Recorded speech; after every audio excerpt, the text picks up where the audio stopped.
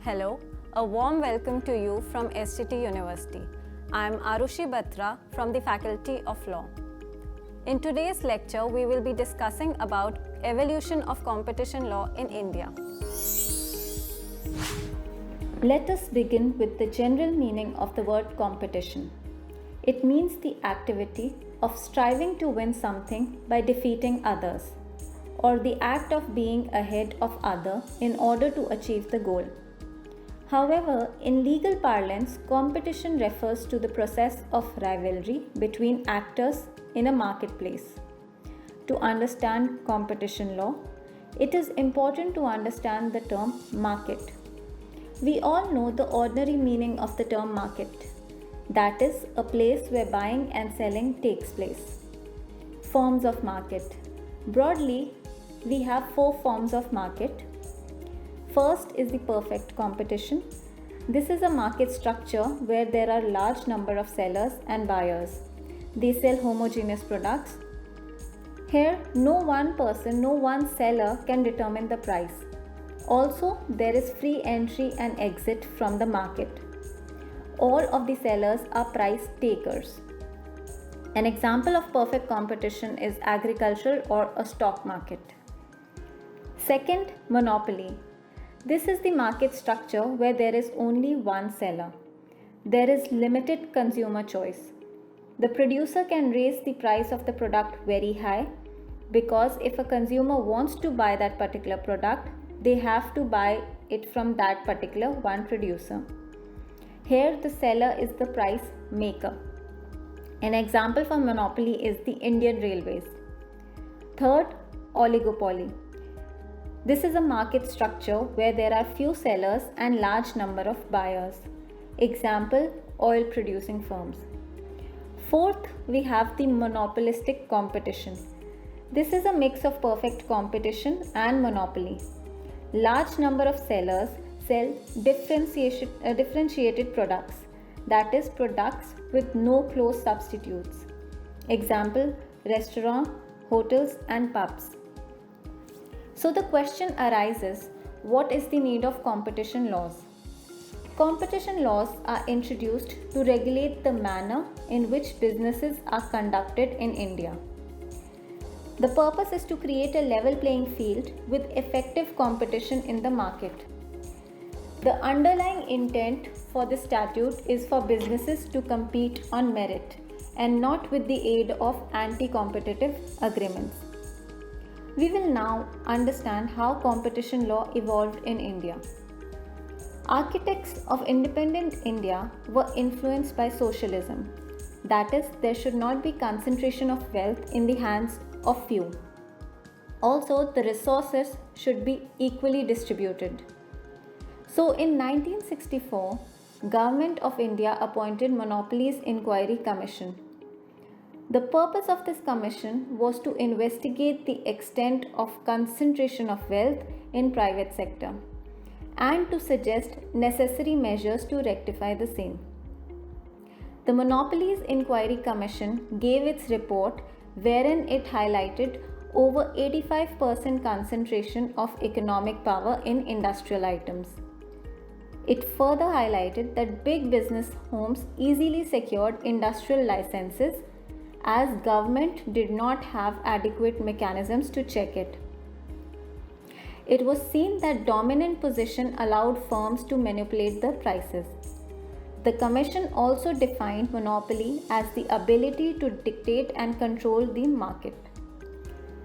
Since the Monopolies Inquiry Commission found faults with the licensing system, therefore government appointed Hazari Committee in 1966 to review the working of industrial licensing system. The committee concluded that working of licensing system resulted in disproportionate growth of big business houses. In 1967, the Industrial Licensing Policy Inquiry Committee suggested the enactment of MRTP Act, Monopolies and Restrictive Trade Practices Act. Thus, the MRTP Act was passed in 1969. MRTP Act. Until the Competition Act, it was the MRTP Act which was responsible for curbing unfair trade practices and regulating competition law in India. Now all of you have studied Constitution. If you remember Article 38 and 39 of the Indian Constitution, the essence of these two articles was: first, the resources should be so distributed that it ensures common good. Second, there should not be any concentration of wealth in the economy in the hands of a particular section. Under this Act, there are three types of trade practices which are regulated. First, monopolistic trade practices. These are those practices which have the effect of preventing or lessening competition in the market. That is, you are creating monopolies. Later, when the monopoly is created, seller charges the high price for the good. One of the ways in which this is done is by increasing the cost of the production of that particular item. Second is the restrictive trade practices. These are those trade practices which have the effect of preventing, distorting, or restricting competition in any manner. Therefore, such practices like manipulation of prices, restrictive conditions on delivery, which lead to imposition of unjustified costs on consumers, are restrictive trade practices. Third, unfair trade practice. An unfair trade practice means a trade practice which adopts unfair methods or deceptive practices for the purposes of promoting sale or supply of goods. Some examples of unfair trade practices include misleading advertisements, hoarding, offering gifts or prizes with the intention of not providing them, non-compliance of prescribed safety standards, etc. Around the world, international economic developments were taking place, especially relating to competition laws. And during these times, the Government of India felt that the MRTP Act has become obsolete and there is a need to frame new laws with international standards in mind. Therefore, a high-level committee on competition law and policy was constituted in the year 1999. This committee was known as Raghavan Committee. It gave its report in 2000. The major recommendations and suggestions by the committee were: number 1, to repeal the MRTP Act and to enact a new Competition Act for the regulation of anti-competitive agreements and to prevent abuse of dominance. Second, to eliminate reservation of products in a phased manner for the small-scale industries and the handloom sector.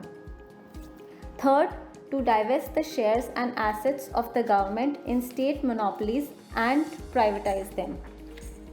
Fourth, to bring all industries in the private as well as public sector within the proposed legislation. As a result of these recommendations, the Parliament passed the Competition Act in 2002 and it received presidential assent in 2003. So, today we covered about evolution of competition law in India. In the next lecture, we will be discussing about salient features of Competition Act 2002. Till then, keep learning, keep growing. See you next time.